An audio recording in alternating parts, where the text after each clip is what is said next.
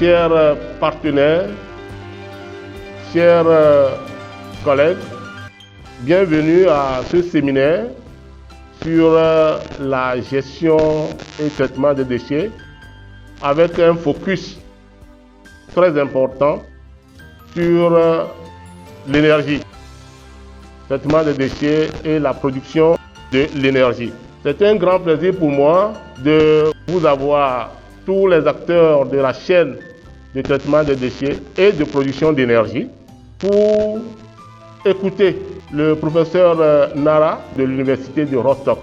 C'est également un grand plaisir de l'avoir dans le cadre du projet Lab Togo, le projet qui va installer un laboratoire de la transformation, de la valorisation des déchets en biogaz.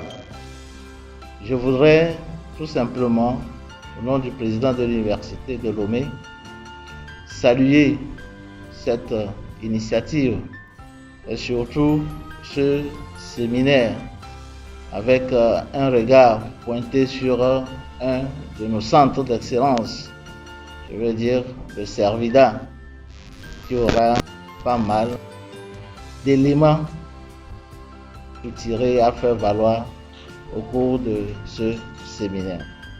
Parce qu'il est temps que nous prenions notre destin en main tout en changeant nos expériences, tout en faisant le transfert d'expérience de tout ce que les uns et les autres ont de part et d'autre, et pour vraiment avancer ensemble.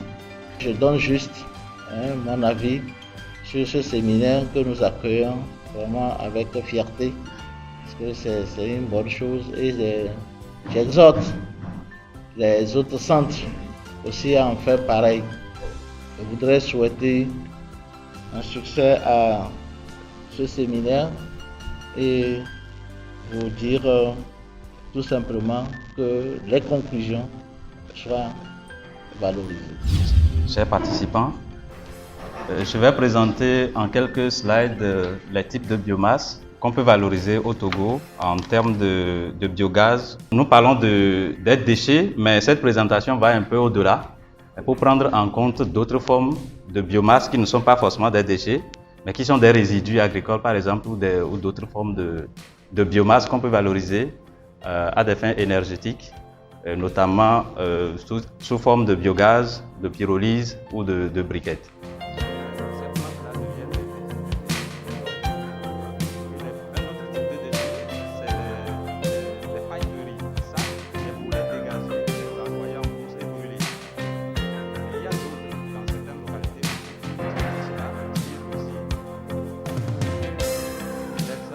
So my presentation will be with the title RDF Potential in Togo, but like before we go to RDF itself, I will try to give you a picture overview in Germany, what we have done and what we have achieved, and then we move on to Togo. So this is about the University of Rostock. So I also work at the German Biomass Research Center, who is leading the project Lab Togo, bioenergy and also geothermal and all kinds of renewable energy sources. Yeah, if you look into the potentials of different sectors of renewable energy sources, so we see that wind energy is most dominating within the German sector. But like after wind energy, the second one is the bioenergy.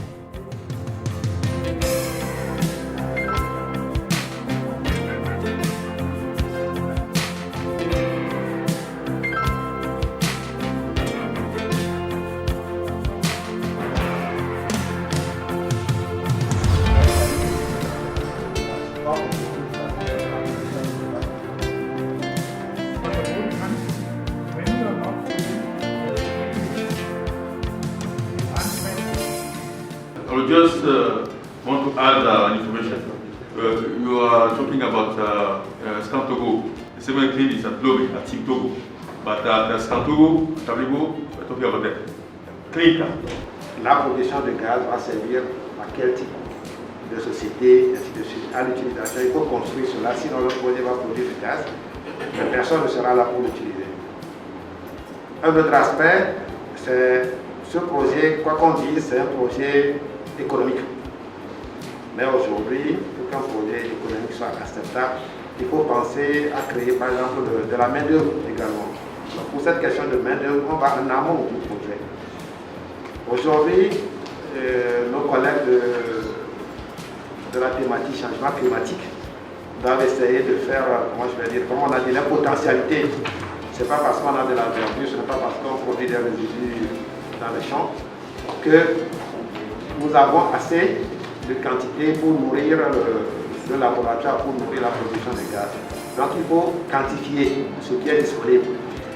Nous avions compris à travers ce projet qu'il s'agit, comme l'a dit tout à l'heure le professeur Kitton, un projet de développement, de la recherche-développement, c'est-à-dire un projet qui aboutit sur la valorisation et que cette valorisation puisse aller dans le développement pour rendre service à la communauté. Il urge de privilégier la mise en commun des études qui sont déjà faites pour dégager ce qui reste à faire avant d'engager quelque enquête de terrain que ce soit. Cela permettra d'avoir le maximum d'informations pour pouvoir aller vers la production. Selon la recherche, c'est que ces déchets sont plus légers pour pouvoir tirer suffisamment de gaz et produire encore du charbon dont il a parlé. Donc les études sont en cours pour voir si nous pouvons valoriser ces déchets-là en les transformant d'abord en pellets pour densifier, pour donner un certain poids à ces pellets-là avant de pouvoir les utiliser dans les foyers. La tonne de déchets envoyés au centre d'enfouissement technique, l'État le rachète à 5111 francs CFA la tonne. Et donc quand on calcule tout ce qui est déjà envoyé là-bas, c'est plus de 4 milliards que l'État a déjà versé. Et donc en développant la valorisation, depuis donc, le tri bien sûr stade va aider en fait à réduire en fait ce coût d'exploitation du centre d'enfouissement technique. Tous ceux qui sont venus, chacun dans son domaine de compétences sait ce qu'il peut apporter à ce projet. Nous devons être ensemble pour faire réussir. Le projet est déjà un atout, c'est un acquis. Maintenant, comment est-ce que nous pouvons faire pour faire bénéficier de nos populations? Il y a des dimensions. Et je vais inviter le directeur de Ouaskal à s'approcher, puisqu'il y a Sintogo qui est là, il y a la commune qui est là, de passer par ce truchement-là pour approcher ces grandes entreprises qui ne souhaitent que ces opportunités-là pour nous accompagner.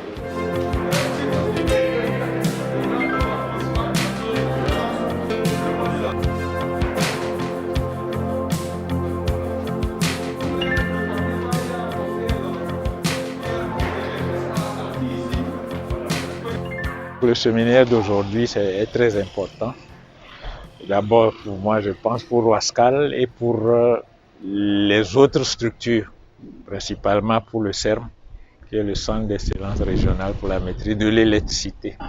Donc on voit ici électricité et l'atelier de ce matin concerne biogaz. Le biogaz, c'est un élément essentiel pour la production de l'électricité. Et le séminaire a concerné aussi les déchets. Ça fait deux parties de ce déchet, les biodégradables qui donnent directement la biogaz et les autres non dégradables, par exemple les sacs plastiques qui sous dossier servent à brûler, à bouillir l'eau dans une chaudière, à créer la vapeur sous haute pression et à tourner les turbines. Donc on peut aussi produire de l'électricité dans ce sens. En matière de recherche, ils vont produire des gaz. Et au niveau du CERM, il y a les groupes électrogènes qui utilisent les gaz, qui n'utilisent pas l'essence ni mazout. C'est encore plus propre dans ce sens. Le plus souvent, même sur le plan stockage de l'énergie, d'autres préfèrent stocker les gaz pour démarrer les groupes électrogènes que de stocker dans les batteries accumulateurs où on pense que c'est souvent aussi un peu polluant, plus cher en installation, ainsi de suite. Sur le plan recherche, on aura beaucoup à faire avec Ouaskal. quand on parle de ville durable, on parle en fait de villes avec moins de pollution, de villes où la question du déchet, de la gestion du déchet est maîtrisée, où le déchet n'est plus un problème, mais le déchet est valorisé. La présentation porte au fait sur les différents types de déchets ou de résidus en termes de biomasse qu'on peut exploiter pour produire de l'énergie au Togo. Et quand je parle de l'énergie, je veux parler de biogaz, des briquettes et des pellets. Les différents types de déchets sur lesquels nous avons travaillé sont de deux catégories. Il y a les déchets végétaux et il y a les déchets animaux. Au niveau des déchets végétaux, nous avons les coques de noix de palme, les coques de cajou, les balles de riz, les pailles de riz, les résidus d'ananas qu'on peut exploiter pour produire de l'énergie. Et il y a également des déchets ménagers, notamment les déchets solides qui contiennent de la matière organique qu'on peut exploiter. Sur le terrain, au fait, ce qui est fait, c'est d'abord l'évaluation du potentiel existant de ces déchets dont je viens de parler. On a évalué le potentiel au niveau national et la localisation de ces déchets également. Donc, le travail continue, l'analyse continue, ce n'est pas totalement fini. Il y a également au niveau du projet Lab Togo même, la plateforme qui va recevoir le labo qui sera installé, la plateforme qui est en train d'être mise en place également. So I've been invited by Professor Poka under the Lab Togo project, and the summary of the talk is valorization of biomass and waste to energy projects and the options within the country Togo. And we would be happy to develop new concepts as well as new ideas in solving the challenges of waste management as well as valorization of waste to energy and also the proper management of agricultural residues as well as organic wastes in general. And this is the basic idea. So for which we had discussions based on the economics of the project, based on what can be done with residues available or the wastes available. So the next steps would be the implementation and also the negotiations, how we want to proceed further with the ideas and the projects.